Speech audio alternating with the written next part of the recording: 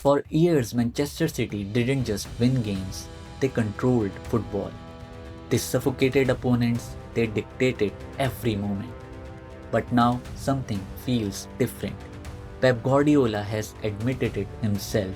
This Manchester City side is fragile. When the architect of dominance questions the foundation, this isn't a bad run, it's a warning. So, what has gone wrong at Manchester City? And can Pep fix it before it's too late?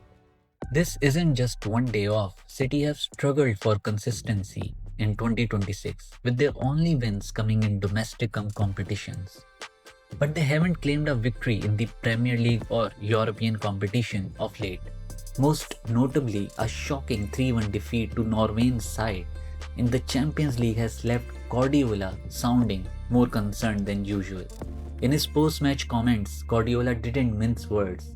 He said, "We arrived in some departments without important players who gave consistency to the team. They are a little bit fragile. We have to change the dynamic quick." That word, fragile, stands out. For Pep, it sums up more than just results. It's about consistency, resilience, and belief on the pitch. Even he admitted that everything that can go wrong seems to be going wrong right now. So the question is, what's causing the slump? Let's unpack what's behind this unusual dip. So Guardiola revealed that City were without up to 11 senior players in Norway, out through injury, illness, or suspension, leaving the squad depleted and lacking its normal structure and experience. City's current struggles echo a similar phase last season, where the side looked less dominant and more vulnerable, especially in big moments. Guardiola referenced that some fragility in his comments. And as you all know, poor results have a psychological effect.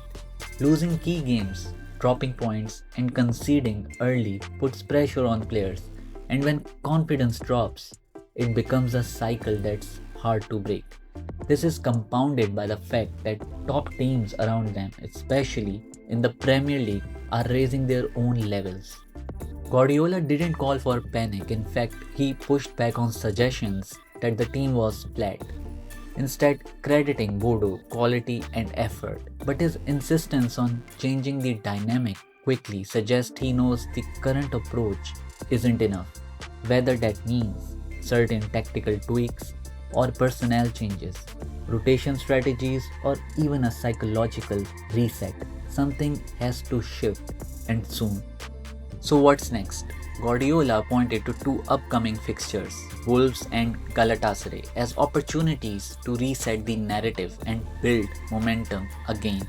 These games are more than fixtures, they are tests of mentality.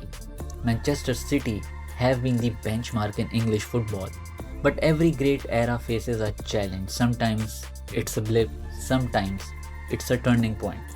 Pep Guardiola's message is clear: we need to change the dynamic quickly or we risk falling further.